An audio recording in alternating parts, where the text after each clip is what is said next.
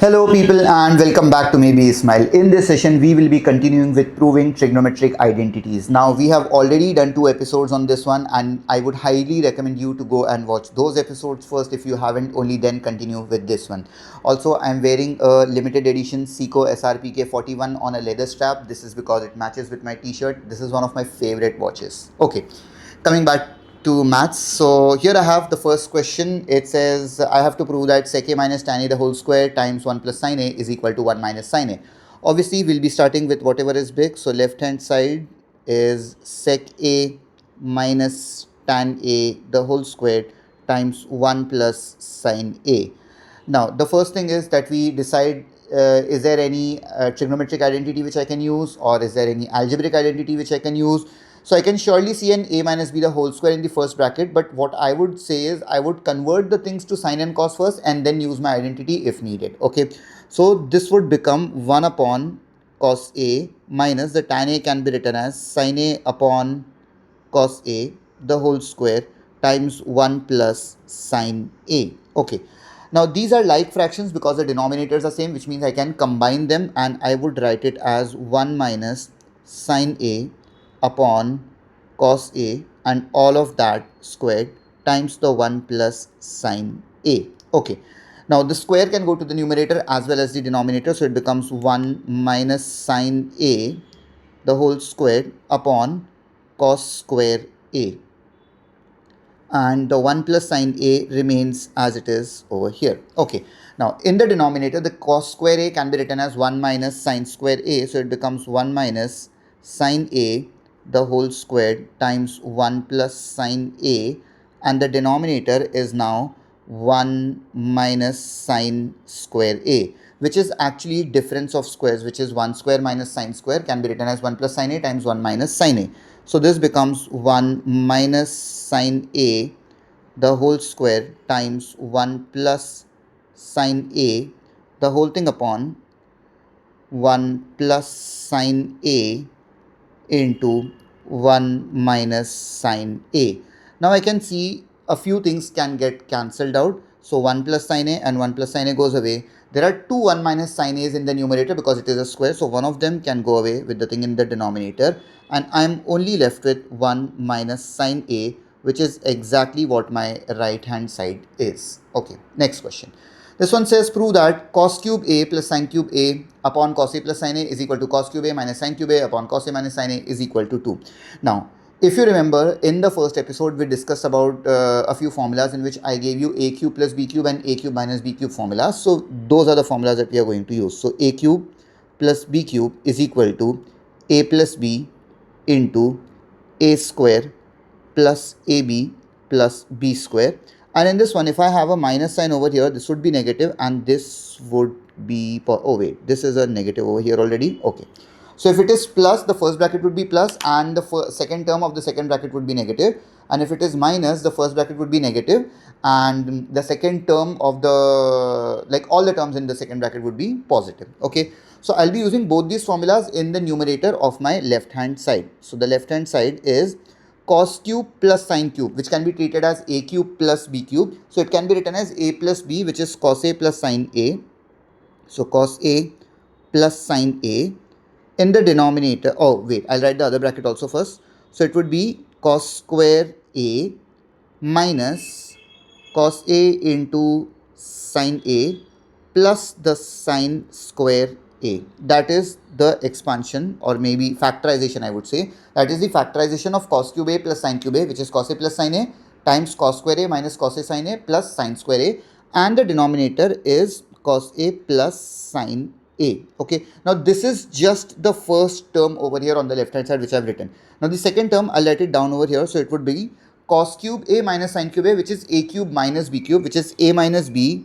So cos a minus sin a into a square, which is cos square a, plus ab, so plus cos a times sin a, plus b square, so it would be plus sin square a, and the denominator of the second term is cos a minus sin a, so I'll write it as cos a minus sin a. Okay, Let us cancel out the cos A plus sin A and cos A minus sin A from the first term, and cos A minus sin A and cos A minus sin A from the second term. So all of these things get cancelled out. What am I left with? I can see that this bracket over here, it has cos square A plus the last term is sin square A. So we all know that cos square A plus sin square A is 1, so I'll write the 1, minus the cos A times sin A remains as it is. And then over here, same thing in this second bracket, cos square A plus the last term which is sin square A adds up to 1 and plus the cos A times sin A.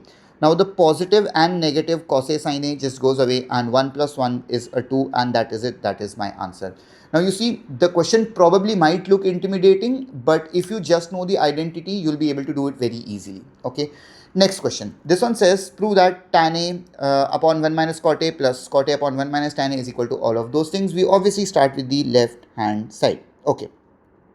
So this is tan A upon 1 minus cot A plus cot A upon 1 minus tan A. Now, I have fractions. I can surely cross multiply the fractions and do all those things. But the thing is, I would follow a different path over here. I would recommend you remember this question, and I will convert the cot to tan directly. I won't convert it into sine and cos either. I will convert it into cot, tan, I mean. So this would be tan A upon 1 minus 1 upon tan A plus, over here the cot A can be written as 1 upon tan A, the whole thing upon 1 minus tan A.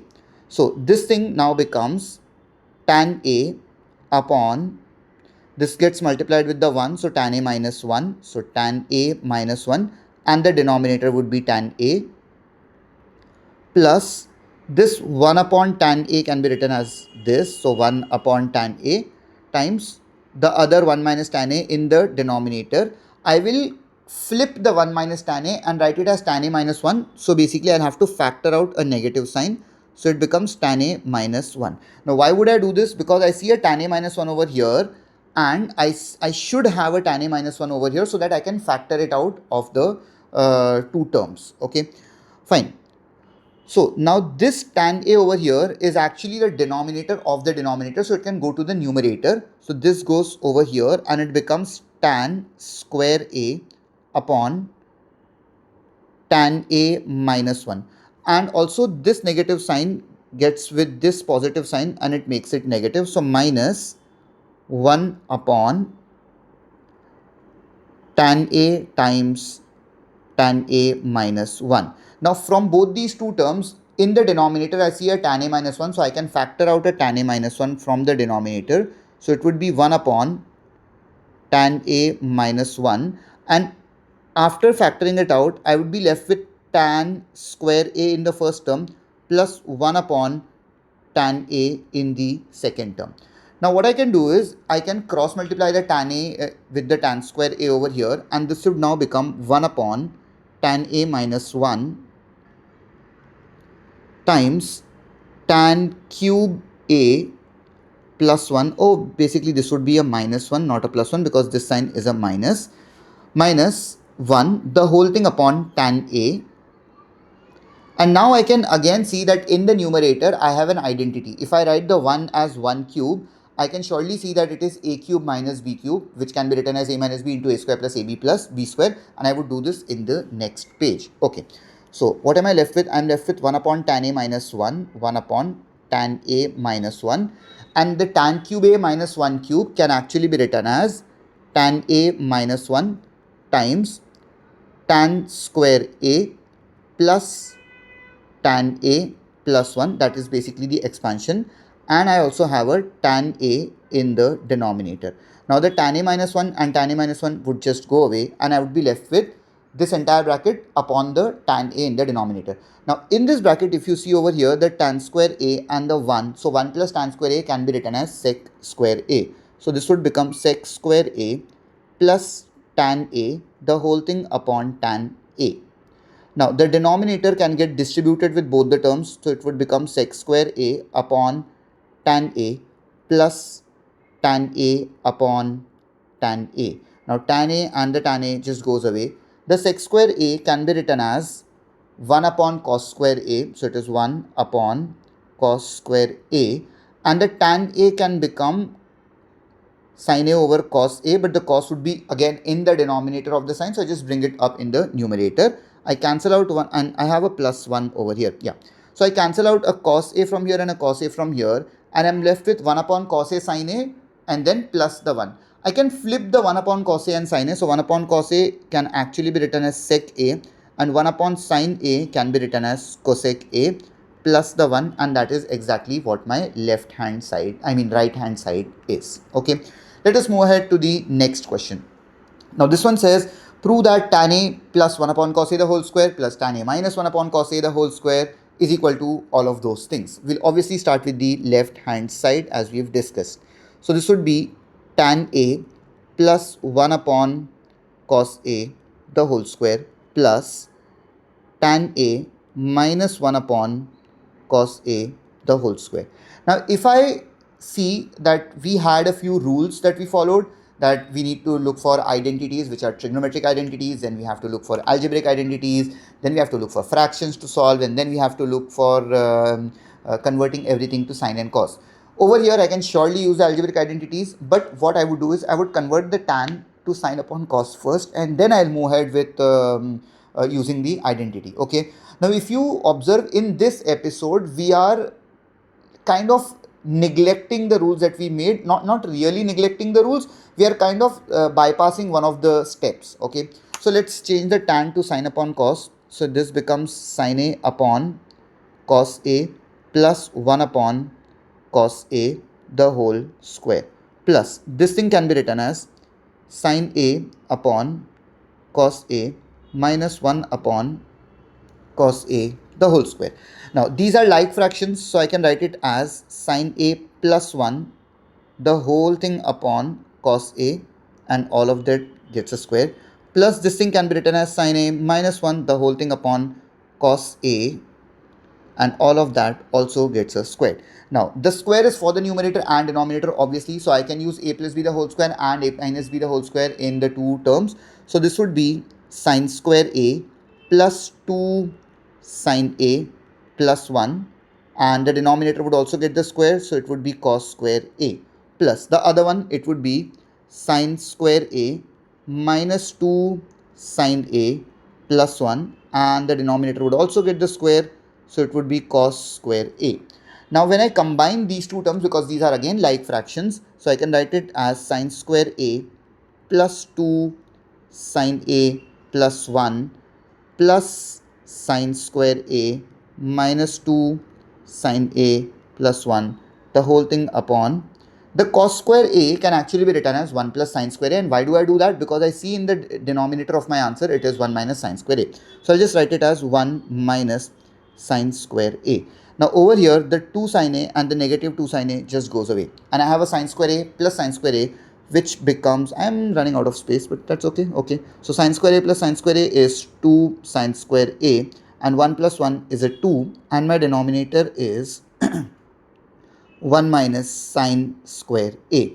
Now from these two terms, I'll just factor out a 2 in the numerator. I'll just do it right here. So if I factor out a 2, it would become 1 plus sine square a, and my denominator is 1 minus sine square a, and that is exactly what my right hand side is over here. Okay, let us move ahead to the next question. Now this one says, prove that 2 sine square a plus cos raised to 4a is equal to 1 plus sine raised to 4a. What I would do is I would convert the cos raised to 4 to sine, because I see that my answer does not need a cos. Okay, so I have to get rid of the cos from my question. Let us start with the left hand side, which is 2 sine square a plus cos raised to 4a.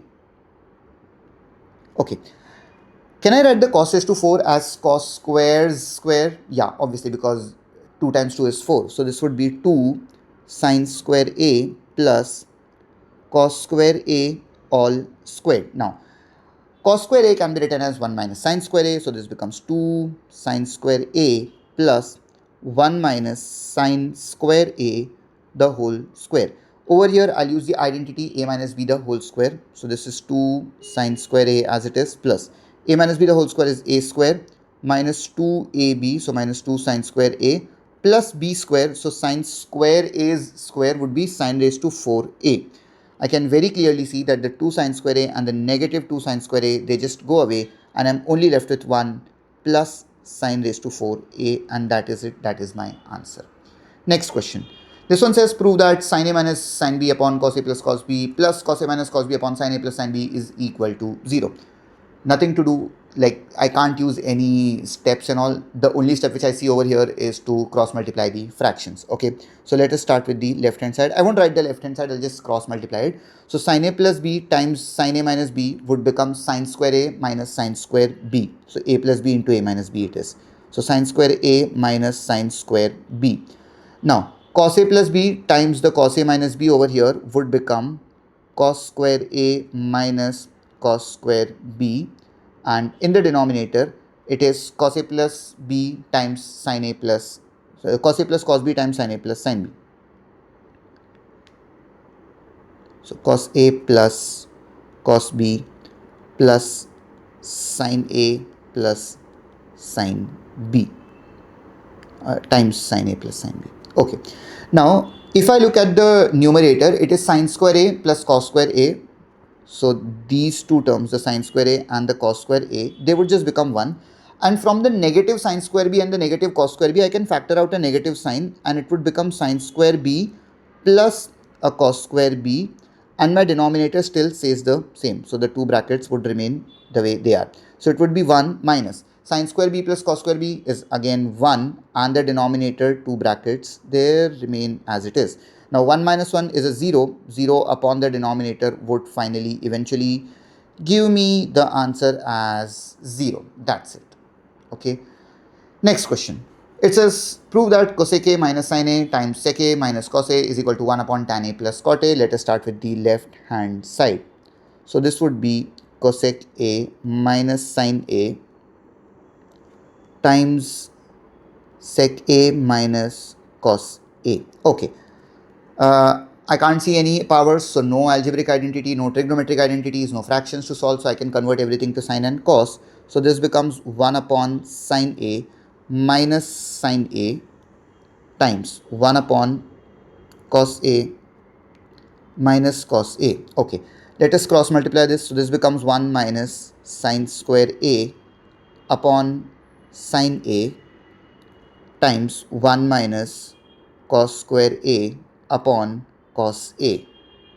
Okay, so the 1 minus sine square a can be written as cos square a, so I'll write it as cos square a upon sine a times the 1 minus cos square a can be written as sine square a upon the cos a. Now we can cancel out a few things, so one of the cos's can go away, one of the sines can go away, and I'm finally left with cos a times sine a, and that is not what my right hand side is, which means this is one of those very few questions where you will have to solve the left hand side and the right hand side separately, and then you will get a common solution for both the sides. Okay, so let us start with the right hand side now.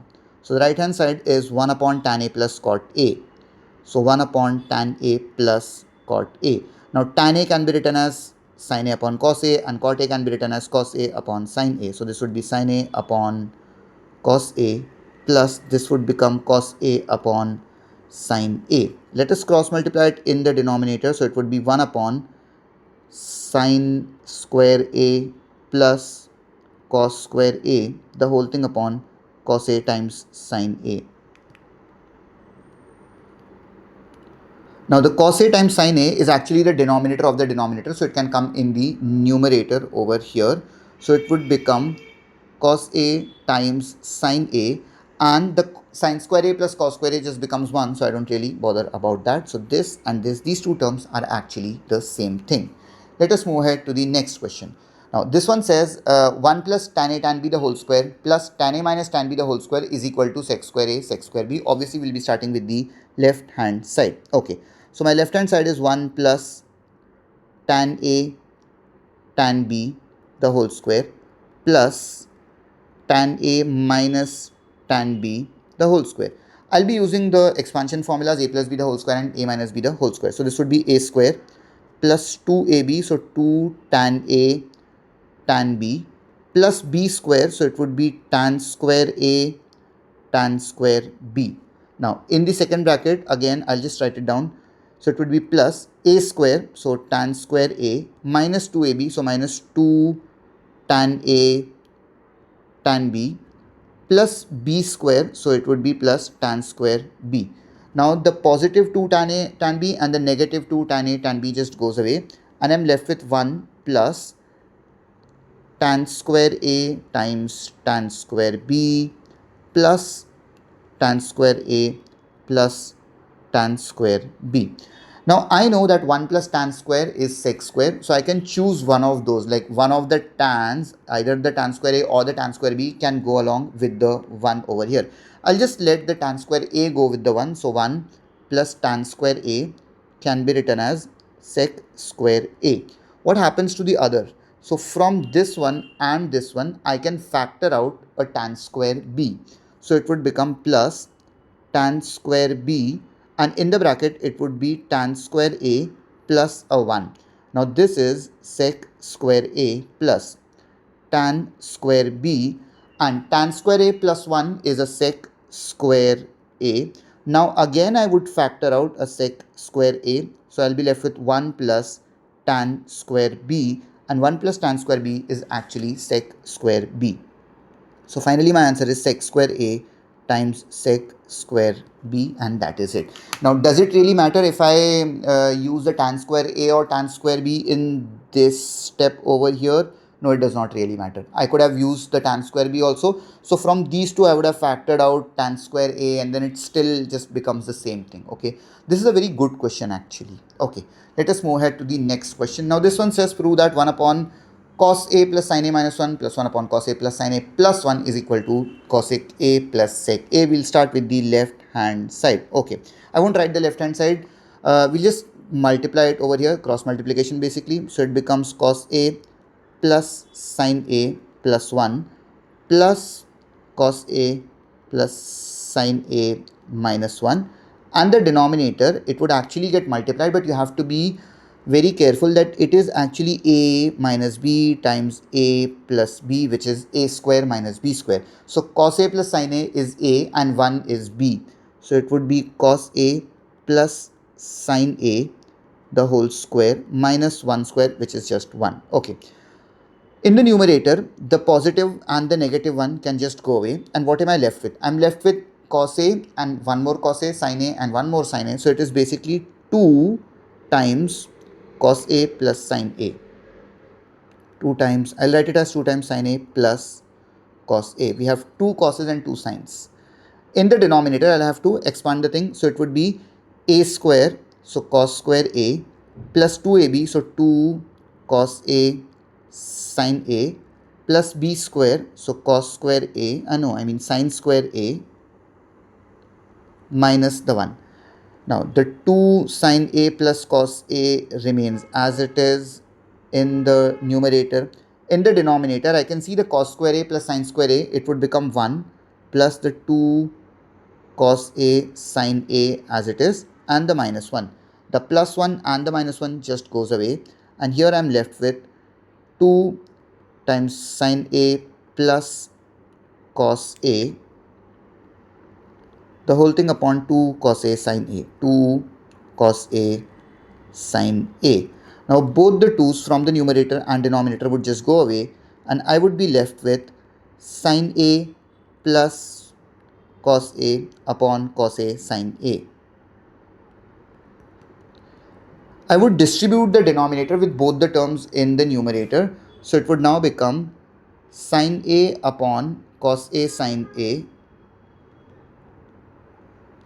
plus cos a upon cos a sin a. I can cancel out the sin a and cos a and cos a from here. So it would now become 1 upon cos a plus 1 upon sin a. Now 1 upon cos a is sec a plus 1 upon sin a is cosec a. You can obviously write it as cosec a plus cos a because that is what is there in the question. Okay, that was an easy question. Let us move ahead to a different kind of question. Now we are done with all the prove that questions. Now It is still prove that, but now there would be some information which would be given to you. Earlier it was just prove that left hand side is equal to right hand side or right hand side is equal to left hand side. Now it is a different kind of question. Information is given to you, so you have to use that information and then you have to prove something else. So here it says if x cos a plus y sin a is equal to m and x sin a plus y cos a is equal to n, I have to prove that x square plus y square is equal to m square plus n square. I know it is like, it looks really big. There is so much of information which is given to us, but we don't really need to worry about that. We just need to look at the requirement. The question says I have to prove that x square plus y square is equal to m square plus n square. Do I have the value of x? No, I don't have it. Do I have the value of y? No, I don't have it. Do I have the value of m? Yes, I do have the value of m. M is actually equal to all of these things. So I'm happy about that. I have m. Okay. Do I have the value of n? Yes, I have the value of n also, which is right here. So what do? I start with my right hand side. Okay. So my right hand side is m square plus n square. I have both m and n. I just take it and square it. So it would become x cos a plus y sin a the whole square plus, what is the value of n? It is x sin a minus y cos a the whole square. See, now I just need to expand the bracket, a plus b the whole square and a minus b the whole square.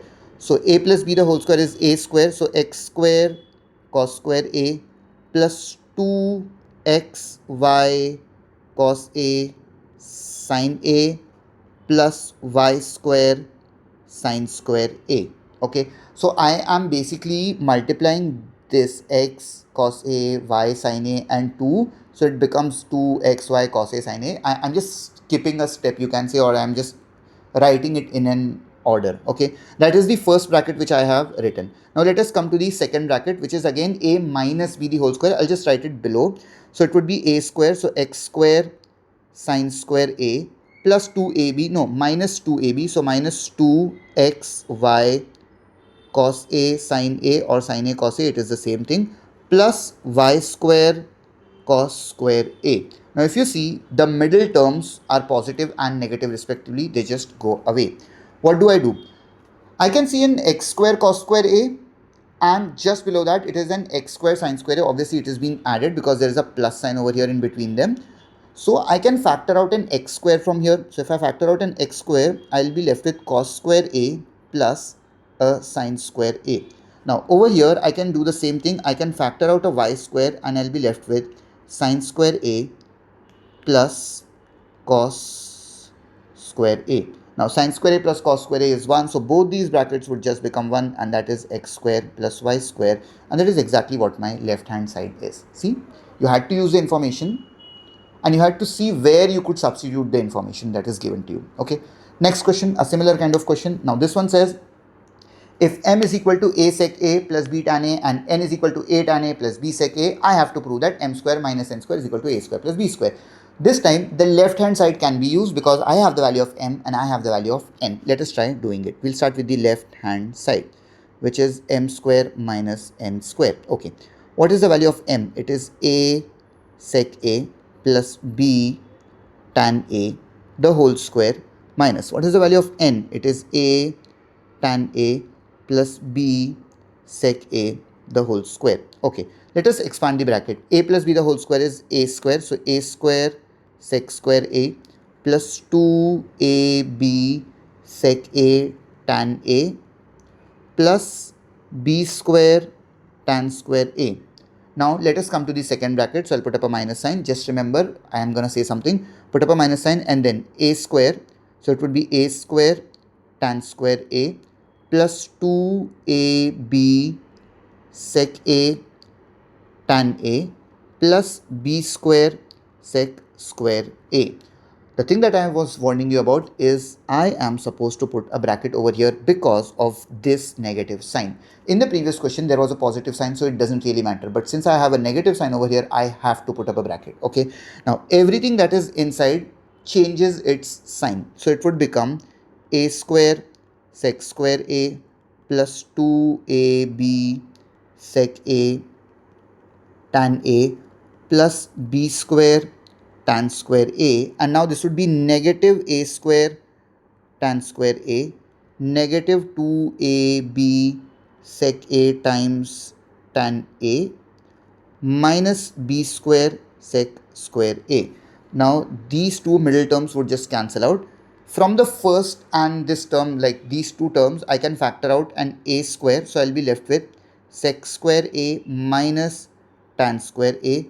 From these two terms, I can factor out a B square and I would be left with tan square A minus sec square A. So tan square A minus sec square A. Okay, so this is A square and sec square A minus tan square A is just 1. So not really a problem.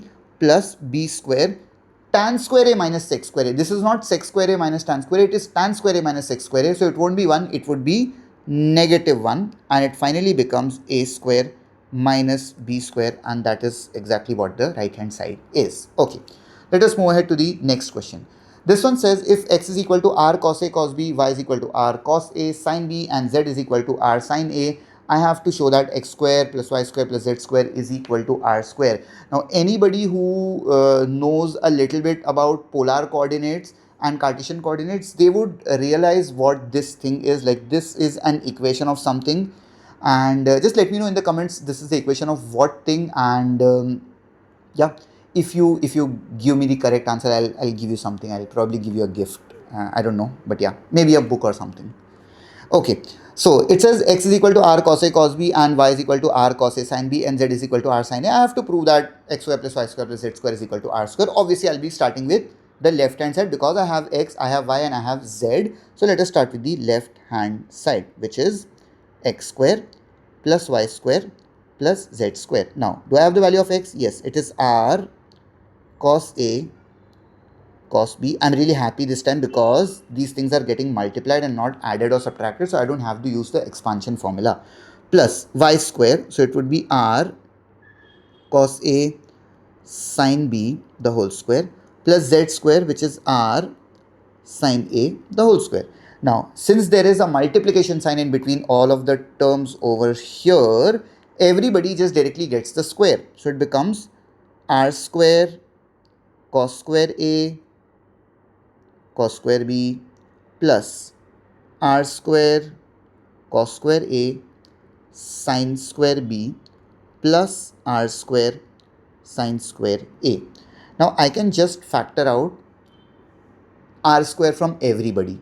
So it becomes r square, and in the bracket I'll be left with cos square A cos square B plus cos square A sin square B plus sin square A.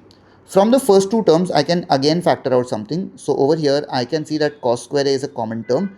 So I'll be left with cos square B plus sin square B and plus another sin square A over here. Now cos square B plus sin square B would just become 1. So I'll be left with r square times cos square A times 1 is just cos square A plus a sin square A.